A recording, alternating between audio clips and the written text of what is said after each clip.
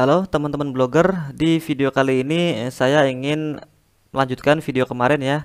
Jadi di video kali ini saya ingin memberikan informasi ataupun sharing kepada kalian kira-kira apa saja yang harus kita lakukan setelah instalasi blog itu selesai ya. Oke, kita langsung saja masuk ke tutorialnya agar tidak terlalu lama ya. Nah, silakan masuk ke dashboard blog kalian masing-masing. Di sini ada dashboard blog yang kemarin saya sudah install ya. Jadi di sini saya akan kenalkan kepada kalian beberapa panel yang ada di dashboard blogger ini ya. Yang pertama yaitu di sini adalah judul situs kita. Jadi di sini ada judul situs kita. Kemarin kan saya sudah masukkan judul namanya belajar dunia website gratis. Nah, istimewanya blogger ini, jadi sekalian cuma butuh satu akun Gmail untuk membuat beberapa blog gitu. Jadi cukup satu Gmail kalian bisa membuat banyak blog. Di sini kalian kalau misalnya pengen nambah blognya, kalian tinggal klik blog baru nanti hanya satu Gmail kalian bisa membuat banyak blog ya. Seperti itu. Karena di sini juga sama ya, saya ada 3 blog ini.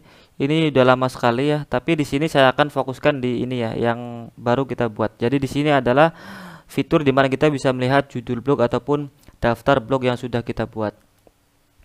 Oke, kemudian untuk yang di bawahnya kita sudah tahu semua ya. Jadi untuk melihat blog ketika diklik maka akan terlihat blog yang sudah kita install ini. Nah, untuk di bawahnya ini adalah statistik, ada menu statistik di mana nanti ketika blog kalian sudah berisi banyak konten, banyak artikel, banyak tayangan ataupun banyak kunjungan, maka statistiknya itu akan direkap di dashboard ini atau di fitur ini. Jadi nanti kalian bisa melihat kunjungan hari ini itu berapa sih, kemarin berapa, bulan lalu berapa, dan seterusnya. Ini ada banyak sekali ya, ada postingan, sumber lalu lintas, pemirsa.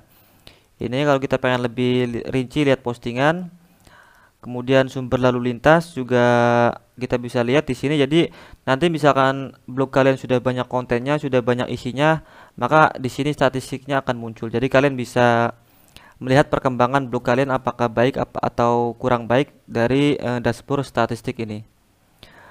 Baik, nah di bawahnya ini ada komentar. Jadi di sini pasti ya udah jelas fungsinya bahwa nanti ketika misalkan ada orang yang komentar di artikel kalian ataupun di halaman kalian, maka komentarnya itu akan masuk di sini. Jadi kalian bisa bales lewat fitur komentar ini.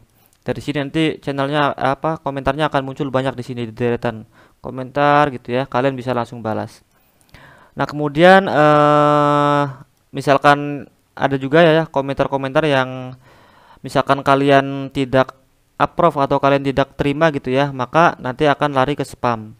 Jika kalian menyetujui komentar itu, maka nanti akan masuk diterbitkan ini. Jadi nantilah kalian bisa melihat sendiri ya ketika situs kalian atau artikel kalian sudah ada yang berkomentar. Kita lanjut ya di bawah. Di bawah ini oh ya ada yang kelewat ya ini ya, postingan ya. Jadi ini yang pertama itu postingan. Jadi postingan ini tempat dimana kalian membuat artikel ya. Jadi jika kalian ingin membuat artikel, kalian tinggal klik entry baru. Nanti akan masuk ke halaman penulisan ataupun editor untuk membuat sebuah artikel.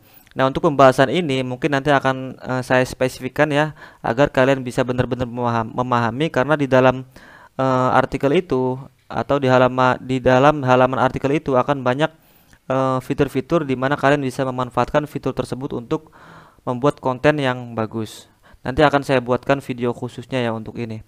Kita lanjut aja dulu. Jadi tadi kan komentar udah ya.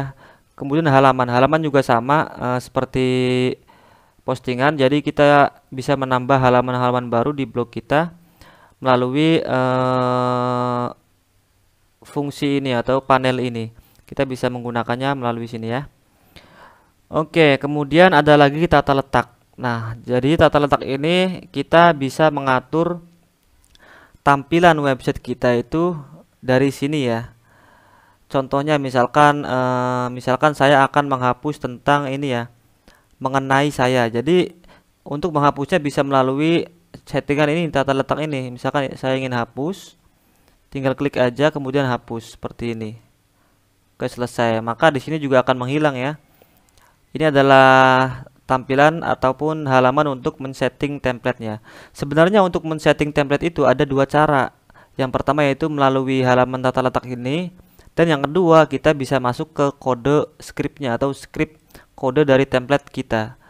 Nah, tempatnya itu di sini ya, di tema, kemudian di edit HTML ini. Jadi ada dua cara untuk men-setting tema, dari tata letak dan dari edit template langsung di sini. Kelihatannya bingung ya, tapi nanti gampang kok caranya. Nanti saya akan praktekkan bagaimana caranya kita men-setting template dari halaman ini ya. Tapi untuk sementara di video ini saya skip dulu, saya akan back ya. Nah, kemudian ada yang terakhir itu setelan. Setelan itu dimana kita bisa mengatur ya. Udah jelas kalau setelan kan mengatur ya. Jadi di sini kita bisa mengatur postingan, komentar, kemudian email, bahasa dan pemformatan, referensi penelusuran lainnya, dan setelan pengguna. Banyak ya. Nah, di sini kan saya sudah menerangkan ya beberapa panel ataupun halaman dashboard di Blogger ya. Nah, di sini tujuannya kan saya ingin memberikan informasi kepada kalian apa sih yang harus dilakukan ketika kita selesai menginstal blog ya. Yang biasa saya lakukan, ini yang biasa saya lakukan ya, bukan semua orang lakukan. Tapi yang biasa saya lakukan yaitu saya akan cantumkan di video ini. Jadi biasanya kalau saya sudah menginstal website itu atau menginstal blog itu, yang pertama saya lakukan yaitu saya masuk ke tema ya, kemudian saya akan matikan untuk tampilan ini, untuk tampilan selulernya ya. Jadi caranya tinggal klik menu pengaturan ini dan saya off di sini. Kemudian simpan. Fungsinya apa? Fungsinya agar tampilan di PC dan di handphone itu bisa sinkron ya, jadi tidak acak-acakan gitu. Jadi yang pertama saya lakukan yaitu ini, saya matikan dulu. Nah, setelah selesai ini baru saya akan setting lanjut di menu pengaturan ini, setelan ini ya. Yang pertama kita bisa cek satu persatu ya, untuk memastikan bahwa situs kita nanti bisa siap untuk diisi konten. Untuk ini adalah identitas ataupun tentang profil kita ya. Mungkin nggak usah dirubah untuk ini. Kemudian langsung masuk ke dasar aja, dasar. Nah, di sini kita bisa men-setting ataupun memasukkan deskripsi tentang situs kita ya. Misalkan ini kan judulnya kan belajar dunia web gratis ya. Oke, kemudian saya akan masukkan deskripsinya juga. Jadi deskripsi itu turunan atau keterangan singkat dari judul yang kita buat. Contohnya, misalkan di sini saya akan judulnya belajar dunia website gratis, maka deskripsinya saya ingin memasukkan dapatkan panduan belajar website gratis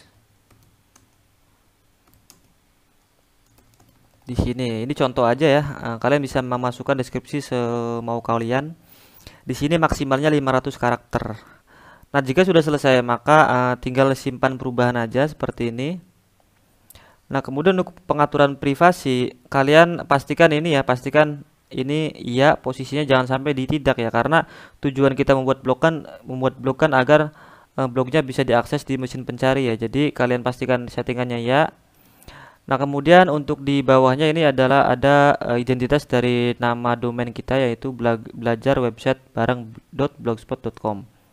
Ini biarin aja, nanti ini ada fungsinya ketika kalian ingin mengcustom sebuah domain berbayar. Oke, udah selesai. Kemudian settingan di postingan, komentar dan berbagi juga bisa kalian rubah. Di sini untuk tampilan sebanyak mungkin bisa kalian rubah berapa ya. Cuman saya biasanya saya biarin dulu, nanti kalau misalkan dibutuhkan saya akan setting ulang. Untuk ini saya tidak akan setting ini ya, tidak akan setting. Kemudian untuk email juga sama, saya kayaknya nggak usah posting, biarin aja ya.